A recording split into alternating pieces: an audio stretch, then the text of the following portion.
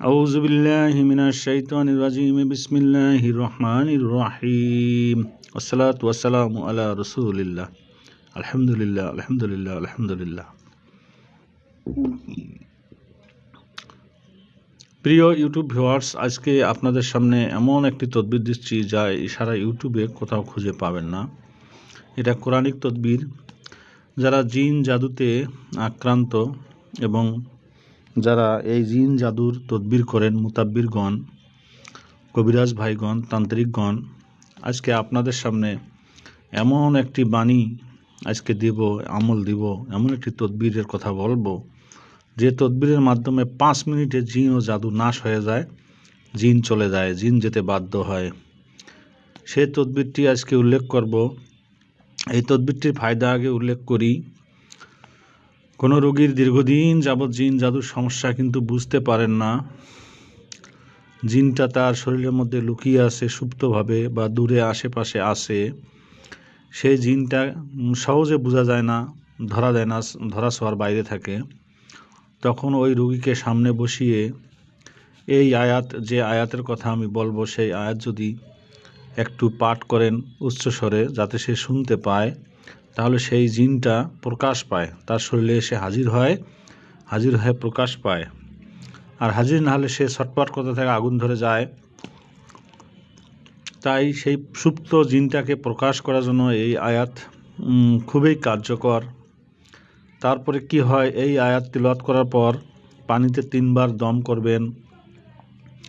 আর সেই জিনটা যখন আসবে তখন এই রোগীর মুখে ছিটা মারবেন আর বলবেন, তুমি যেতে চাও কি না?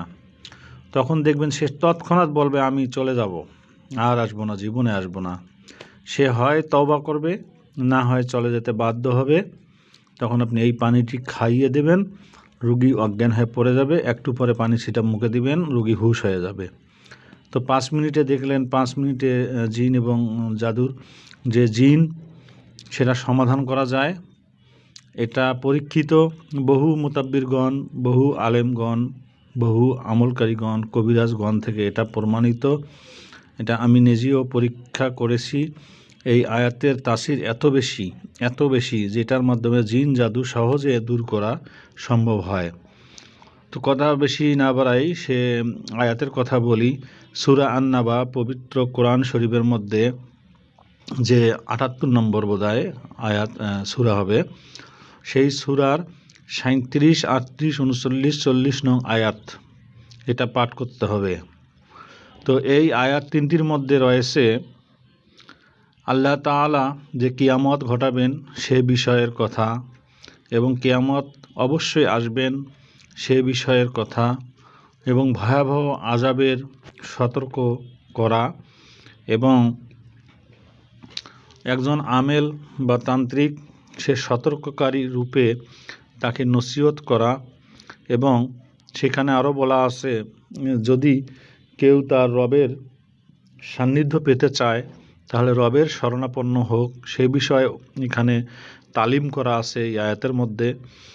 এবং কাফেরের কথা বলা আছে যে কাল কিয়ামতের দিন কাফেরদের অবস্থা এমন হবে, তারা নিজেদেরকে বলবে, হায় আমরা যদি মাটি হয়ে যেতাম। এই কথাটিও আফসোসের কথা বলা রয়েছে। তো যতটুকু তালিম, যতটুকু নসিহত করা প্রয়োজন একজন গাফেল, একজন অত্যাচারী, একজন জালিম জিনের প্রতি, সব বিষয়টুকু এই 4টি আয়াতের মধ্যে রয়েছে। তো এই 4টি আয়াত যখন আপনি পাঠ করবেন তখন সেই জিনটার হৃদয় খুলে যাবে, কান খুলে যাবে, তখন সে বুঝতে পারবে, সে অন্তর্নিহিত ভাব বুঝতে পারবে, তখন সে তওবা করে চলে যাবে, আর জীবনে কখনো আসবে না। তো আপনারা আয়াত দেখবেন, আউযু বিল্লাহি মিনাশ শাইতানির রাজিম, বিসমিল্লাহির রহমানির রহিম, যে রব্বিস সামাওয়াতি ওয়াল আরদি ওয়া মা বাইনাহুমার রহমানি, ইয়ামলিকুনা মিনহু কিতাবা ইয়াউমা ইয়াকুমুর রূহু ওয়াল মালাইকাতু সাফফান। এখানে রুহু এবং মালাক ফেরেশতাগণের সারিবদ্ধভাবে দাঁড়ানোর কথা বলা রয়েছে, সেখানে সেই বিচার দিবসে কথা বলা আছে।